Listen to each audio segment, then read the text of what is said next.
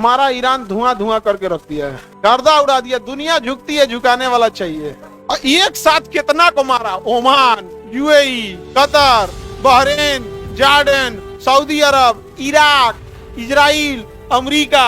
पहले ही दिन राष्ट्रपति उड़ा दिया, उपराष्ट्रपति उड़ा दिया, प्रधानमंत्री उड़ा दिया, उप प्रधानमंत्री उड़ा दिया, गृह मंत्री उड़ाया, विदेश मंत्री उड़ाया, शिक्षा मंत्री उड़ाया, सुरक्षा सलाहकार उड़ाया, सेनापति उड़ा दिया, ये आपका होम मिनिस्टर उड़ा दिया, सब उड़ा दिया। लेकिन जो अली खमैनी से पहले ही जो थे ना, उन्होंने कहा दिया था मोजेक रूल कि जब हम कोई नहीं रहेंगे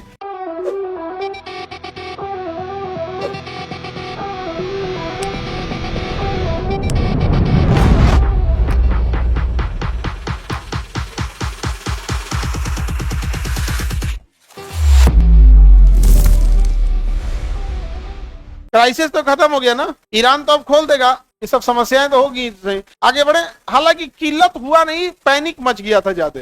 वो जो मोदी जी का बयान आ गया ना कि लॉकडाउन की तरह थोड़ा तैयार रहिए, तो थोड़ा सा पैनिक क्रिएट हो गया। हालांकि अब तो ठीक है, मारा ईरान धुआं धुआं करके रख दिया है, गर्दा उड़ा दिया। दुनिया झुकती है, झुकाने वाला चाहिए। और एक साथ कितना को मारा, Oman, UAE, Qatar, Bahrain, Jordan, Saudi Arab, Iraq, Israel, America, मार। अच्छा, उसका किसको मारा था ये लोग? पहले ही दिन राष्ट्रपति उड़ा दिया, उपराष्ट्रपति उड़ा दिया, प्रधानमंत्री उड़ा दिया, उप प्रधानमंत्री उड़ा दिया, गृह मंत्री उड़ाया, विदेश मंत्री उड़ाया, शिक्षा मंत्री उड़ाया, सुरक्षा सलाहकार उड़ाया, सेनापति उड़ा दिया, ये आपका होम मिनिस्टर उड़ा दिया, सब उड़ा दिया। कुछ बचा ही नहीं था ईरान में, सबको उड़ा दिया। ये लोग A to Z सबको उड़ा दिया था। लेकिन जो अली खमैनी से पहले ही जो थे ना, उन्होंने कहा दिया था मोजेक रूल कि जब हम कोई नहीं रहेंगे, तो इन्होंने क्या किया था, 30-32 टुकड़ों बनाया था, उनको सबको मिसाइल, सबको हथियार, सबको पैसा, सब दे के रखा था। कहा कि जब हम सब मारे जाएंगे, तुम लोग मिल के मारना। देश वाला अमेरिका ने धमकी दिया, ईरान के लोग 8 बजे शाम हट जाएंगे, लोग बिजली घर के पास से, हम बिजली घर पे बम गिराते। वहां के लोग रैली बना के आए, बिजली घर को चारों ओर से घेर लिए, मानव श्रृंखला गिराओ बम। ये होती है यूनिटी। गिराओ बम क्या होता है? और हम पहले भी बोले थे इस बात को, ईरान, अफगानिस्तान और राजपूत आप तलवार के दम पे नहीं हरा सकते हैं, तो इन्हें बस प्रेम से जीत सकते हैं। और इससे अगर आपको लगेगा, खत्म कहानी कर देंगे। अब आप खुद से देखिए, वो राजस्थान के राजाओं के पास बालू, पत्थर, जमीन, बाजरा की खेती, क्या था उनके पास? बस ये है कि हम समर्पण नहीं करें। अफगानिस्तान के पास क्या है? पहाड़, समर्पण नहीं करेंगे। ईरान, जगरोस वगैरह। यार हम लोग इसी बहाने इंडिया को भी कहना चाहिए, हम पाइपलाइन बिछा लेंगे। और पाइपलाइन बिछा ले इंडिया, टेंशन है खत्म, बार बार ले आने के झमेला खत्म। अंतरराष्ट्रीय संधि या समझौते ये जब भी लागू करेगी, तो कौन लागू करेगी? संसद, यानी सेंट्रल गवर्नमेंट लागू करेगी। कौन करेगी? Central government.